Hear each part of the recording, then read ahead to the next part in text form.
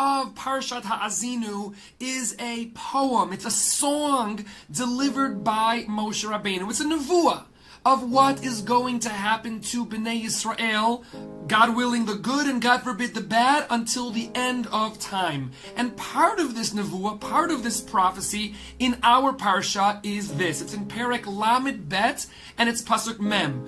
Ki esa el shamayim yadi, v'amarti chai anochi leolam.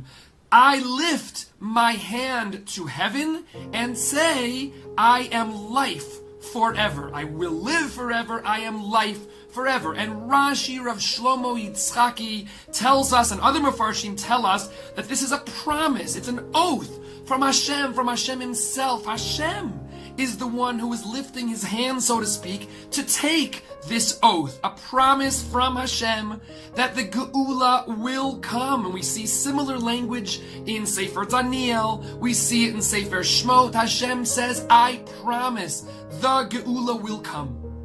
There is a sefer called Shivat Zion, written by Rav Avraham Yaakov Slutsky. It was written in 1891, and it's a collection of articles by Gedolei Torah of that time, and the topic is B'Shevach Yishuv Eretz Yisrael, about the incredible value of living in Israel. And in that book, there is an essay by the Netziv, Rav Naftali Tzvi Yehuda Berlin, the great Rosh Yeshiva of Volozhin. He died at the end of the 19th century. And there, in that essay, he wrote an essay called Acharit Ki Breshit. And in that essay, on page 18, the Netziv says, he quotes our pasuk, Ki Esai El Shamayim Yadi, Hashem's promise. And the Netziv says that our job is to believe in Hashem. Our job is to believe in Hashem that He will keep His promise, and the promise that we hear about throughout Tanakh,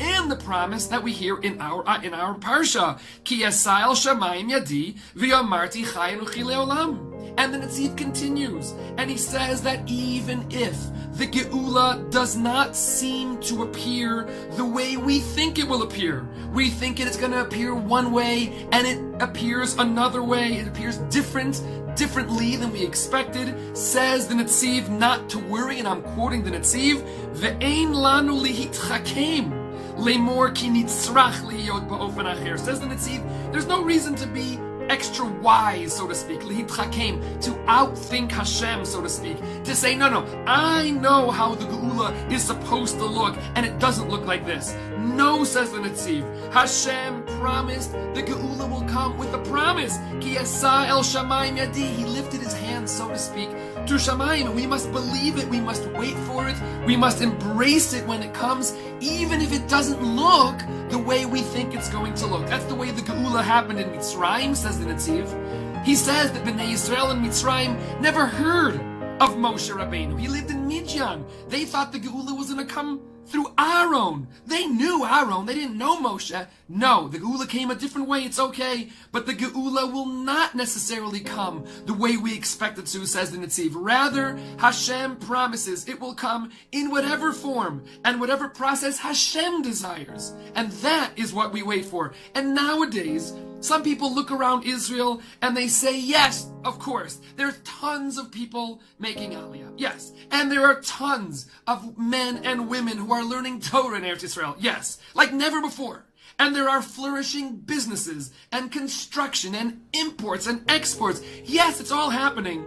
But the Geula can't look like this. That's what people say. But the Netziv says, Ein lanu lihitchakem. We don't know exactly what's going to look like. Embrace it. Help build it. Help make it a reality. That's our job. Hashem made a promise, and we believe it will happen.